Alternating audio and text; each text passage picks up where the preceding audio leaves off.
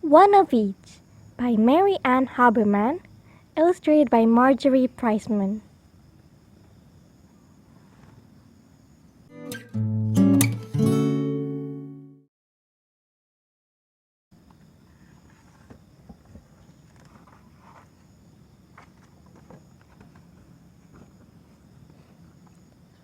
Oliver Toliver lived all alone in a little old tumbledown house of his own. It had one little window and one little door.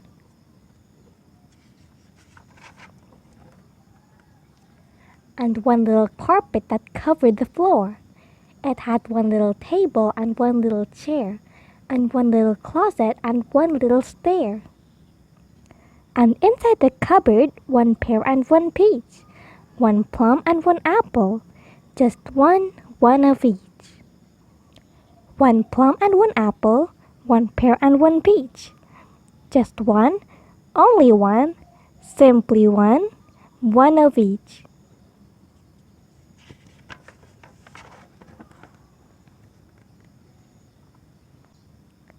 There was one little clock that went tick tock tock tick over one little fireplace built out of brick.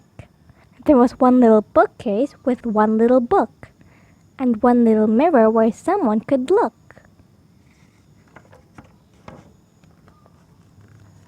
And when Oliver Toliver looked all around, he smiled with delight, for he liked what he found. It all seemed so fine, every one of each thing, that he felt just as happy and proud as a king.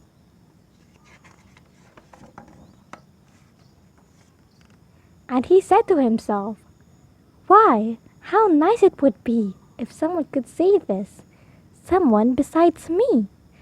Why, such a collection would certainly teach how lovely it is to have one of each.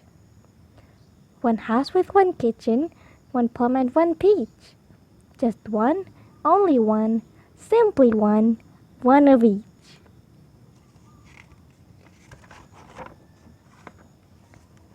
So Oliver Toliver carefully dressed in his one little shirt and his one little vest, and his one little trouser and one little coat, and his one little tie round his one little throat, put his one little hat on his one little head.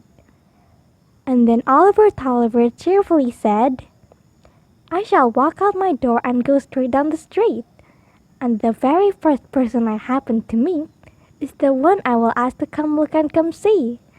I wonder which person that person will be."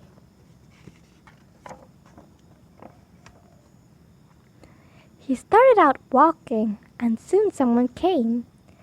A nice-looking person. He asked her name. She said it was Peggoty Small, and said she was pleased to come over to call.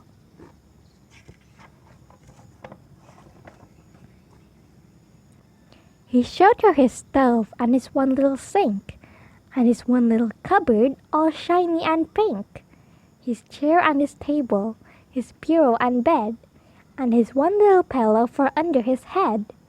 And each time he showed her a one of each treasure, he looked for a sign of enjoyment or pleasure.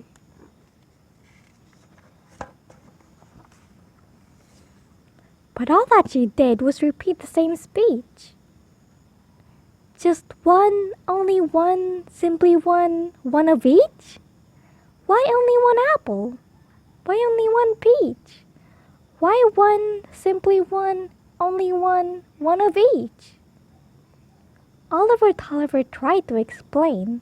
He said that the reason was perfectly plain. If everything fit from the roof to the floor, and each thing was perfect, why bother with more?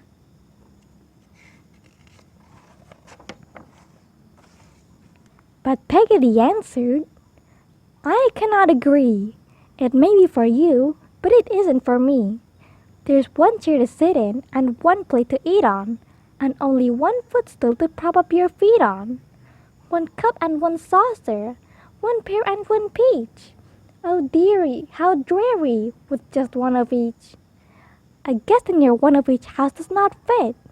It's made for one person, and you, sir, are it. It's perfect for one, sir, if he's on his own. And so, sir, I'll go, sir, and leave you alone."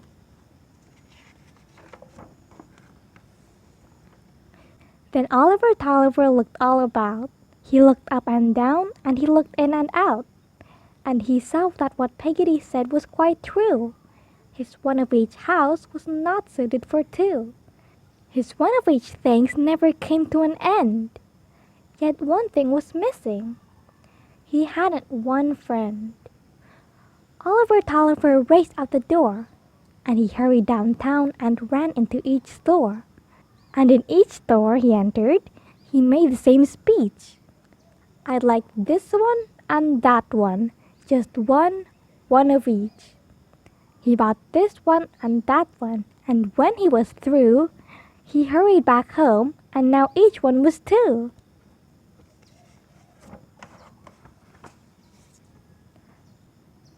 And when he'd arranged all his new things to fit, he liked what they looked like, he had to admit. The house was less empty. The kitchen felt new. The table seemed friendlier set up for two. Then when he was finished, he called up Miss P and invited her over for afternoon tea. And when she arrived, she cavorted with glee. And she said with delight, "Why, you did this for me? Why, Oliver dear, you are truly a peach. With two, really two, always two, two of each."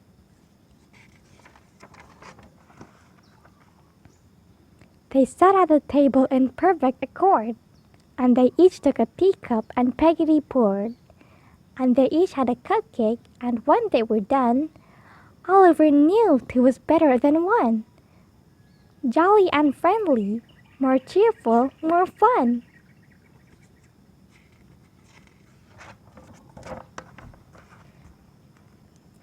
Then little by little, new friends came to call, and Oliver found he was fond of them all. What a pity, he thought, there was not any more. More cupcakes to offer, more tea he could pour. Then he had an idea as he opened the door, an idea that he never had thought of before. He sharpened his knife and he polished his plate, and he asked his new friends if they kindly would wait. Then he went to the cupboard, and in he did reach, and took out his fruit. There were now two of each.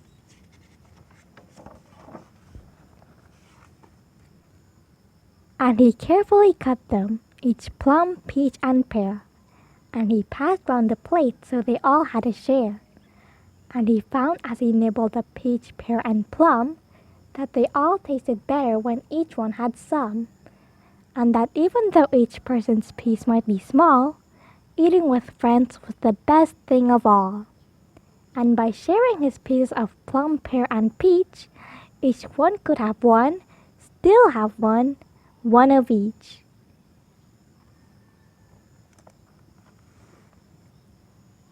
The end. Hi everybody! If you like this video, subscribe here for more. Bye!